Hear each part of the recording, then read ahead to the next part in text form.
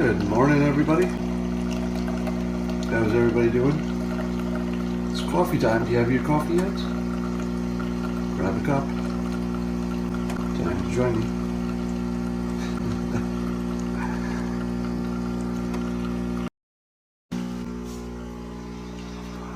Good morning. Did everybody watch the Trump speech? Yeah, I'm going to have to link over to the Rubin Report. I'll do that in a few hours. Good morning, good morning. He tripled down? Did he? Did he double down? I'll bet almost everybody on here has seen the speech or read about it by now. Yes, I did the Rubin Report. I did the interview on Monday, and the part one is just released yesterday. I'll link to that later. And then part two, I think, is coming up today. And then the full thing, I think, will be released on Friday. So let's talk about Trump. Well, thank you. So I know you're all partisans here. So give me your review. What did you think of the speech? Now, don't tell me how much you liked it. Tell me whether you thought it would convince other people, because most of you are already Trump supporters, I'm pretty sure. But do you think any of it was convincing to other people? The belly of the beast. I don't know what that means. So he looked presidential, so that was a persuasion win, right? He didn't act crazy, didn't act like a racist, because he tied all of his decisions to real victims. He made his case. Yeah, it was presidential. Did he sound well informed on this topic? Because that was his other big problem, right? He sounded like he didn't really understand his own topics or policies. So he had a 10-point plan. I would argue that whether or not even those 10 things made any sense or not, forget about facts, forget about reality. If somebody comes to you with a 10-point plan and they talk about it for an hour, you walk away thinking, well, maybe I don't agree with him, but he certainly understands the topic. So don't you think that the criticism that Trump isn't doing his homework largely went away yesterday? And nobody was paying attention to that, right? You were paying attention to the policy. You were paying attention to the wall and, what would he say, and would he say something crazy? So like a good magician, he had you focusing over here, looking at the wall and his speech and his policies and whatnot. But what he was really doing, among other things, there were a lot of things accomplished, but one of the things he was doing is demonstrating his mastery of the topic, just coincidentally, or incidentally, I guess. So while you may not have been convinced that his policy is good, and maybe you weren't convinced that he's not a racist and not crazy, maybe there were other things you were not convinced of, but on that one dimension, it would be really hard to watch that speech or to even read about it and its 10 points of detail and come away thinking that he didn't understand the topic. And now people are going to start generalizing that. They're going to say, well, okay, that was a pretty complicated topic because 10-point plan, there's a whole bunch of parts. There's the visa overstays, the people coming across the wall, the illegals are here minding their own business, the ones who are not minding their own business, the 10 different possibilities. So probably you say to yourself, oh, okay, he can learn the details of a pretty complicated plan, and he demonstrated that he did it right in front of us. Can he learn the details of other plans? Well, probably, right? I mean, he just has to want to, because apparently he wanted to do that, and then he went and did it. And it didn't look like it was too hard. And sure, he was talking on the teleprompter, and sure, there's a speechwriter. But by the time you read the speech and practice it, I'm sure he practiced, then you know the details just because you gave the speech. So So I would say that watch for this, persuasion-wise. Look for the argument that he doesn't do his homework, doesn't master the facts, isn't serious about the policy parts of it. Look for that argument to just sort of trail off. You won't notice it's gone, just people won't mention it as much. So in terms of the things he had to accomplish, that was one of the big ones. He had to convince people he could at least understand the details of a complicated policy. Mission accomplished. Now, was he going to convince anybody that he's not a racist if they've already, dug in and they've decided that based on everything they've seen, he must be a terrible racist? Probably not. I mean, that's not the sort of speech that's going to change anybody's minds on something they're really dug in about. But also, I doubt any of them watched it, right? If you thought he was just a crazy racist, you weren't going to sit there and watch the whole damn speech. It's very unlikely. So I don't think it changed anybody's mind, but if you combine it with the fact that he visited Mexico, and the president of Mexico apparently did not treat him like a racist, and in fact agreed that some kind of border control is necessary, and apparently Mexico has their own fence on their side of the border, at least for some of it. And they did what I call the high ground maneuver, or Trump did anyway. The high ground maneuver is where you take it up to a level that everybody agrees. You get out of the weeds. And in this case, this isn't a perfect example of that, but he started talking about the human cost of the immigration itself and the people coming across and being victimized and dying in the process. Apparently that's a pretty big problem. And that's something that Mexico and the United States can both agree on. And they did. So if you combine Trump's visit to Mexico with his speech that didn't have any racist elements, at least on an objective level, he tied all of his policies to legitimate American interests of safety and lowering crime and being fair for people who are trying to get in here legally and all that stuff. So I don't think it by itself didn't convince anybody he's not a racist if they believed he was. But the longer you act not racist, the harder it is to buy into that frame. And he did another really solid job of not acting like a racist, at least on that one day. Now, if you're keeping track, I think he's entering his third week of being not crazy, not racist, after looking a little bit that way for a year. And I've argued for a long time that he just has to act sane and not racist for, a month or two, and he'll walk into the presidency without breaking a sweat. So far, third week, pulling it off. He's had little things that people disagree with, but none of it looked crazy. None of it looked like flat out racist. Yeah, it just looked like a normal guy running for office. Looked kind of presidential. The media is saying he went crazy last night. No, I don't think they are. I haven't turned it on today, but I watched it last night and I didn't see anything like that.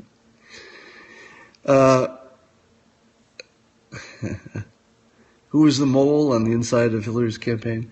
Well, I talk about the mole somewhat in jest because Hillary's tweets look like they're created by someone who really understands persuasion and really hates Hillary Clinton. So a lot of her tweets have the quality that they make you imagine Trump already being president before they get to the second part of the sentence that you've already forgotten, that you don't really pay attention to, I mean. So the first part is, imagine President Trump. This is how she tweets quite often. And you do, and then you say, all right, I imagine President Trump. And then she says, something bad, blah, blah, blah, about Trump if he's president. And your brain just sort of swallows that last part and just goes, I'm imagining President Trump, and what was the second part? I'm forgetting that part. So the more she makes you imagine President Trump, the more comfortable you get with the idea if you were uncomfortable with it before. So I say jokingly that she has a mole in her campaign. Confirmation bias will make it look like that's true. So every time you see another one of these tweets that seems backwards in terms of persuasion, and it seems like most of them are, you say to yourself, that's the mole. So I always call it out on Twitter and say, that's the mole, every time she does something that's persuasion wrong.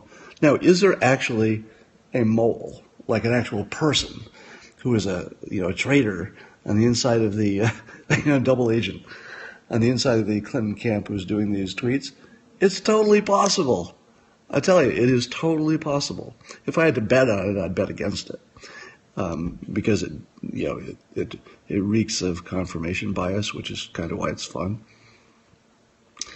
But it's possible. She might have one.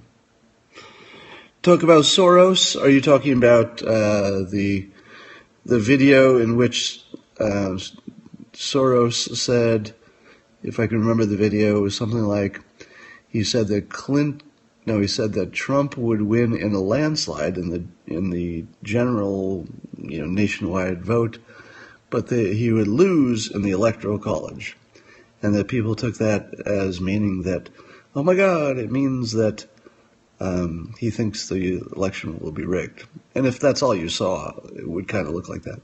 But I went and watched the tape itself, and it's obvious from looking at it that what he meant to say was that Clinton will win in a landslide in the general, but more narrowly win in the Electoral College, just because of the nature of the Electoral College. It was obvious in context that he just misspoke and put in the wrong name. And by the way, you see this all the time. You see the pundits mix up the names all the time. They're putting in the wrong name. So that's not such a big deal. But the conspiracy, Soros about Black Lives Matter money, I don't know anything about that.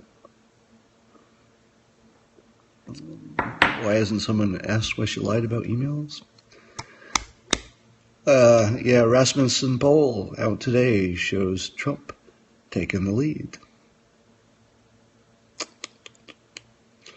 I'm not informed sufficiently on the Soros-Hillary email connection, so I need to read up on that.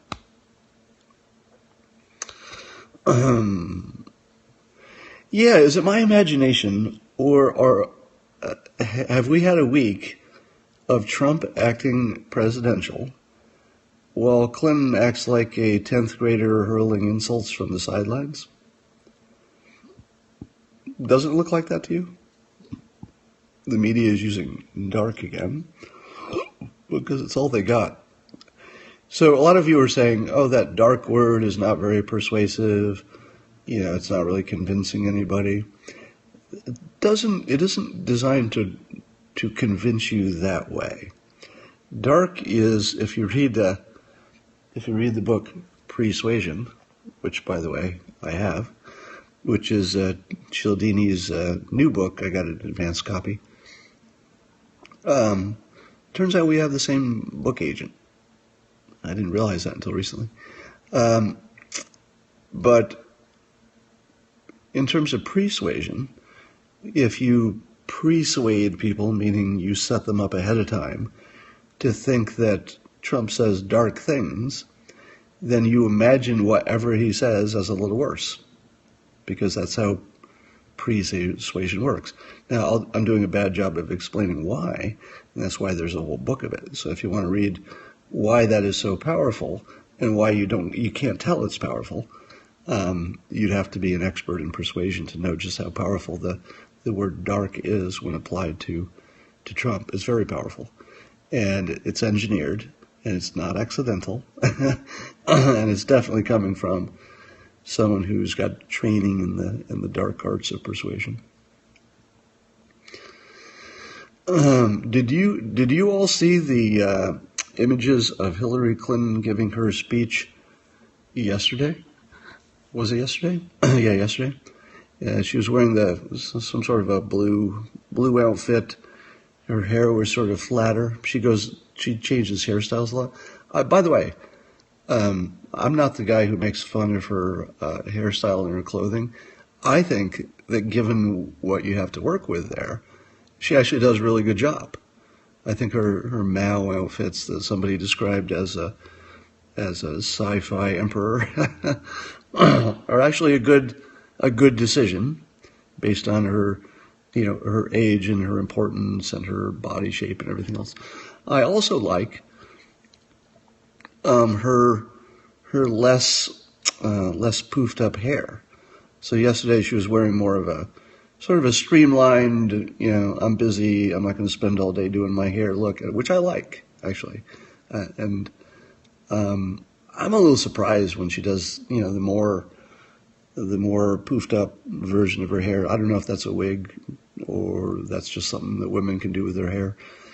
But the flatter look, I think, looks healthier and better. But that said, yesterday she did not look healthy. In fact, her entire speech, if you looked at her eyes and her impression, it didn't look like she was just being serious. It looked like she was in pain. It looked like she was either exhausted or physically suffering while she was talking. Did anybody else get that impression? Yeah, she looked, haggard. Kind of looks like maybe something happened that's left you in that condition. But I'm talking about she looked like she was sick at the moment. I mean, she looked like she just needed to get off the stage because she had a stomach problem or something. Yeah, all right, so you saw it too. Now, beware, we're all under confirmation bias risk here, because once you've decided that she's not healthy, everything she does looks less healthy. But objectively speaking, as much as we can be objective, she did not look healthy yesterday. Now, my point with Clinton is not that she's on some straight line decline toward death, but rather that there's this big variability from day to day. I think just yesterday I saw a clip of her, getting out of a car and like bounding over to shake hands with a big smile and full of energy. Her face looked good, her makeup was good, her outfit was good, her hair was good. Totally healthy persona. And then a few days later, she just looks like, death warmed over. And so this is what I noticed last year, that there's just a variability in how she looks from day to day. Trump looks exactly the same every day. There's a little bit of tiredness sometimes, like after one of his 3-hour debates early on in the process. He was clearly tired and sort of said so afterwards, but he was a tired version of himself. He didn't look sick. Somebody asked another question here. About the Huma Abedin situation. Well, I'll say a few things. Number one, did you notice that the Clinton side went hard after Steve Bannon, the new CEO of Trump's campaign? And it was personal stuff. They went after his personal life hard. Like, I don't think I've ever seen anything like that. Have you ever seen anybody go after somebody's campaign manager that hard? I'm on a personal level. It was harsh. It made Clinton look like the scary one for a while. And then soon after, there were some revelations about one of Hillary Clinton's aides. Coincidence? If you ask me, Team Trump decided to send a warning shot, which in this case a warning shot was to actually shoot somebody who wasn't Clinton. So the Clinton team went after Trump's primary aide, Steve Bannon, primary campaign manager, I guess CEO, whatever you want to call him. And soon after, some revelations came out about one of Clinton's top aides. Now, if I were going to predict what happens next, I'll tell you what won't happen next. Clinton will not come after any more of Trump's aides. Did you notice that the Steve Bannon attacks just stopped? Yes, they did. Because that's mutually assured destruction. See, until Huma Abedin got taken out of the game, which is what happened, Clinton thought she had a free shot. I'll just go after Steve Bannon and we'll just destroy this guy's reputation and Trump along with it. And it turns out that wasn't a safe move because somebody took out her closest aide as a result. Now, that's not a coincidence, by the way. If you're looking at this and you're thinking, well, that's a coincidence. Somebody went after somebody's aide, and then something bad happened to somebody else's aide. Probably not a coincidence. All right, but it'll probably get us off talking about their aides, because that's not where the fun part of the conversation should be anyway. But let's talk about Huma for a bit. I have these weirdly mixed emotions about that. On one hand, I really feel sorry for her because it's just a shitty place to be. She should be like having the time of her life. She should be, on this winning team going into the White House. It should all be coming together. But then it just all fell apart, and I really feel sorry for her for that. But here's the interesting part. She's probably one of the most eligible and attractive women who have ever just suddenly become single. So I've got a feeling that her, long term, her future looks pretty good. She's got a great job. She's smart. She looks healthy, beautiful, and she's going to get rid of her husband, who is problematic. So I think she comes out ahead. I have a girlfriend, so I'm speaking about other people, not me. So in the long run, she'll come out okay. It certainly isn't any fate she would have picked. First time you've ever been wrong? Wrong about what?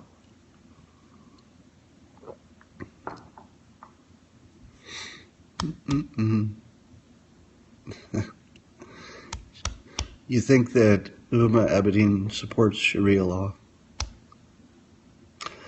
That, my friends, is confirmation bias. It's on both sides, I always talk about it on the Trump side. The things that people are imagining are true. They're imagining he's a racist because of confirmation bias. But if you think that Clinton really put the hit on 57 people and had them killed, that is definitely confirmation bias. Now, and by the way, I'm not saying that somebody didn't get killed by a Clinton supporter and of 57 possibilities, some of them certainly died in strange ways. So it's not impossible. But if you think she killed dozens and dozens of people, that's just confirmation bias. 3 or 4, tops. Just kidding. And if you think that any of the things that Clinton was doing in terms of access, selling access through the Clinton Foundation, if you think any of that was not business as usual for politicians of that stature, then you also have confirmation bias. Everybody at that level is selling access. That's how they make money. So she's not extra bad on that level. She's just as bad as the people that Trump is trying to replace in general. You heard she's coming after me? Yeah, Huma married a Jewish guy, so it would be hard to imagine that she's a hardcore ISIS supporter or something. So if you think Huma Abedin is some kind of a security risk or pro-ISIS or anything like that, that's just confirmation bias or racism or something. Yeah, none of that's real. What can Godzilla do now? Godzilla, meaning my nickname for the top persuader on Clinton's team, who I have speculated, based on fingerprints, is Robert Cialdini, the author of the book Influence, and I would argue the foremost expert on persuasion, possibly in the world. And so what will he do now that Trump is starting to pull ahead? Well, I would say it's going to get harder and harder to double down on the racist thing because he's doing such a good job of not being that way. It's going to be harder to make the case that he's, unstable and has the wrong personality type when you see the leader of Mexico say, "Oh, I can work with you, no problem." So Trump is cleverly, smartly, and doggedly. I mean, he's putting the energy in. For a 70-year-old, you got to say the energy is there, right? So he's chipping away on that. I think that Clinton has to stay with what she's doing because I can't. I'm not Robert Cialdini, so he may have better ideas than I do. But if I were advising her, I don't think she has a play. She has to hope that he does something wrong. So her best play is a losing play, right? Her best play is still a losing play, unless she gets lucky. That's her only hope. But the play would be this: just keep doing what she's doing and hope that events in the world or happen that somehow favor her, or that Trump makes some kind of mistake that the media can capitalize on and pile their confirmation bias on to make it seem bigger than it is. But it would have to be a big one. I mean, if you look at the things he's weathered so far to literally pull ahead in the polls, at least the Rasmussen poll today. And I think technically that would be called pulling even because the margin of error. Cialdini is trying to spray paint a turd gold. Anyway, for Trump to better appeal to white women. Yes. And I think a lot of it has to do with protecting them. Because, remember, fear is your great motivator. If you can get fear on your side, you're probably going to win the persuasion war. And Trump is going after, I'm going to keep these scary predators out of the country. And let's face it, when you think of immigration, don't you think of young men? I mean, it's not the case. It's all kinds of people coming in. But when you think about it, you've been primed, you've been persuaded to think of it as mostly men. And maybe it is, there may be a larger proportion of men, probably true. Well, you think about these men, and then Trump starts pairing them with images of victims and stories of rape and crime, and we've got to get rid of them. And there's 2 million of them, which sounds like a lot of criminals, doesn't it? 2 million criminals that wouldn't be here except for immigration. So that's pretty scary. So I think Trump can ratchet up the fear enough to make a little bit of a dent in the educated white woman market, but I think the only way they're going to change is to make supporting Clinton seem embarrassing. And right now it's not. Right? So embarrassment and mocking are very powerful persuasion. So Trump can work a little bit on the fear angle, but since Clinton has a better play on the fear angle, which is that Trump himself is scary, I don't know that he can make much headway in making it seem scarier to elect Clinton if you're a white educated woman voter. But I think you can make voting for Clinton look like a terrible idea. Oh, let me try something by it. I'm slightly changing the topic here just because I keep thinking I want to talk about this and I keep forgetting about it, and I want to run this by you, okay? I eat at restaurants quite often, and for years and years I've been, I won't say bothered, but my eyebrow raises whenever the server comes over and she always serves the woman at the table first.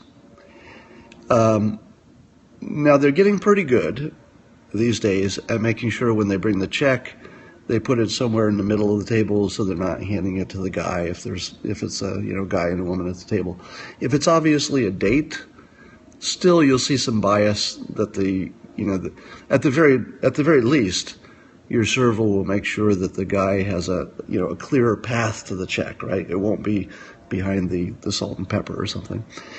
But for the most part, servers in restaurants are about even with who where they put the check on the table, so it's a fair deal. But they have been historically very consistent about serving the meals to the women first. And also, when they bring the pepper and they say, would you like some pepper or some Parmesan cheese, they almost always, in the past, would offer the pepper to the women first.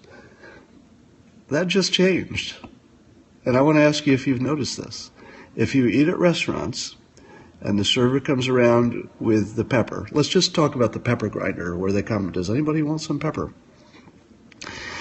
A year ago, the woman always got the pepper first. So if the server came to the table and said, would anyone like some pepper? I would usually not wait. I'd just say, yeah. And then if the woman at the table or women at the table would say yes, the server would start in with the women, usually in the order of age, right? The youngest woman at the table first, or if it's a senior citizen, they do like the senior citizen first. If it's like a teenage female first. So there's this whole hierarchy of who gets the pepper first, based on sexism, right? Around 3 months ago, when it became clear, at least to the public, that Hillary Clinton was going to be the nominee, and according to polls, likely the president of the United States, the pepper thing stopped. The order of pepper. Now I get pepper first almost every time because I said yes first. Would you like pepper? Yes. And they walk right over and they give it to me right in front of the other women at the table. And it doesn't matter if the server is a man or a woman. It happens at the same time. Yeah, I mean, it happens the same way. So here's the question. Have any of you noticed that in the last several months, the server at your restaurant no longer favors giving women the pepper first? Have you noticed that? It's an insignificant change. No. Haven't noticed, no. Now, I'm not surprised you haven't noticed. And it's possible that this is more of a California thing because, California is sort of primed for, these social types of changes. Confirmation bias, yes. So some of you have noticed. Well, why don't you say your state? Why don't you say yes or no, followed by your state? So I'll answer the question again. Have you noticed that in the last few months, and I call it the Hillary Clinton effect, the servers no longer favor the woman for getting the pepper first at a restaurant? All right? No in Texas, no surprise. Yes, yeah. California, yes. No in the South, no Colorado, no. Not noticed? No, not noticed. All right, now watch how often you're going to notice. I've just primed you for confirmation bias. But I want you to get back to me on some future Periscope or send me a message some way. Yes, in upstate New York, which is where I was born. All right. Now, by the context of this question, if 80% of you said no, I've noticed no change, but 20% of you said yes, and it's somewhere in that neighborhood. It looks like 10 to 20% of you are saying yes. Maybe less. But I'm going to say 10% of you said, yes, I've noticed. That's a big change because it was 100% before. It was 100%. If you were a woman, you got your pepper first. Now 10% of the people are saying, I'm in Northern California. Now 10% of the people are saying, yes, I've noticed that. The pepper thing has changed. That is probably a change in society. Now I'm going to get back to my larger point. Somebody asked me earlier, and this is why I was reminded of this, what could change the opinion of college-educated women to move away from Clinton and prefer Trump? And if we're just talking about persuasion, and we're talking about the irrational part of people's minds, and we're talking about, again, not logic, just persuasion, will college-educated women, who are more likely to eat at restaurants than other people, notice the society is a little less friendly to them? And will they connect it with what's happening politically? Because I do. I mean, I think it's directly related. I think there's something about the tradition of chivalry which is tied deeply to the lack of opportunity for women. It's sort of like it's the trade-off. It's like, all right, you can't get the job you want, but men will open the door for you. You can't have the income that the men have, but men will sometimes get up when you enter the room, or you'll get your pepper first at restaurants. I mean, trivial benefits for the trade-off, and certainly not one that women probably want. But it is a trade-off. And so I wonder if in our rational minds, do we notice that society started treating women more equally? Not just in employment, not just in the glass ceiling, not just a woman could be president. We're all accepting all those things as, now that's just a given. I mean, nobody really even questions any of that stuff anymore, really. But what happens when that starts trickling into the rest of our lives? We're influenced by stuff that happens at the top. Remember when Kennedy was elected, and he was the first sort of famous person who stopped wearing hats, because men wore hats back then quite often with their suits. Well, he didn't wear a hat. He had good hair, and then hats just disappeared. So it started with politics, but because it was a good example, just people stopped wearing hats. Is it possible that having a President Clinton would make chivalry and the sort of automatic reflex that men have to favor women go away? Will men stop holding doors? Will they stop offering to pay for dinner and just say, hey, let's split it? Will they no longer automatically drive? There's a big one. How often do you go on a date where the woman drives, or how often do a man and woman go somewhere where the woman drives? It rarely happens. The woman's usually on her phone, right? The man's driving, and the woman is just ignoring the driver, playing with her phone, and that's the modern way. Maybe men don't like any of that. Maybe we'd like to get our pepper first. Maybe we'd like to not hold the door. Maybe we'd like to not do the driving every time. I'm married, so I stopped all those niceties. My girl drives better than me. Yeah, I would say 20% of the time the woman drives, if it's just a man and a woman going somewhere and they're romantically attached. But 80% it's the guy.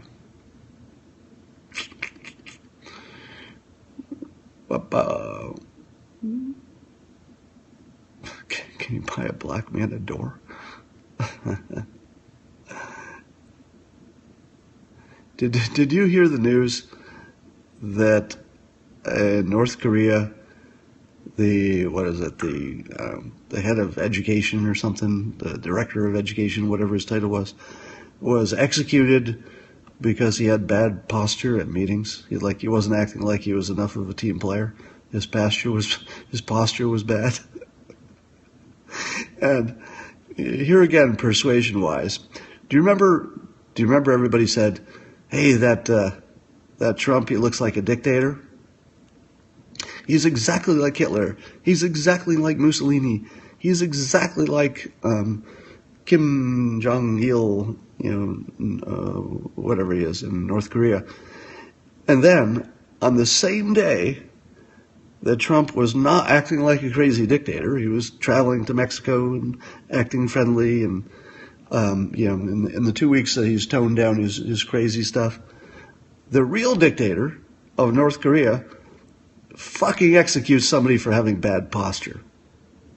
That's a dictator. All right. Have you ever seen a better contrast? And by the way, contrast is what influences people. People look for, how do I compare this thing to other things in my mind? It's the comparison that matters. So a week ago, here was your comparison. Your comparison was somebody who talks like Hitler and has a mouth like Mussolini, They must be a dictator because of all those similarities, the talking and the mouth.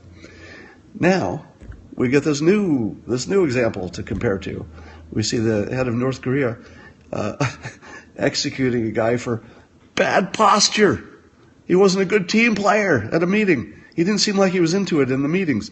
So his posture was a little droopy. So they fucking killed him. That's a dictator. That's the real kind. All right? You see that, and then you see Trump acting presidential and saying he wants to protect the immigrants who are coming across the border and being victimized and protecting, the residents of the country. That doesn't really sound much the same as killing a guy because his posture wasn't good. Those are pretty different. I wish I could kill for bad posture. I know. I feel ya.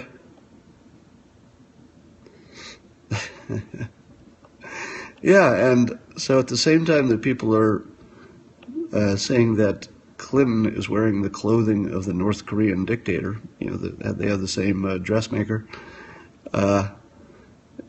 So she's got that weird irrational connection to the guy who just executed a guy for bad posture.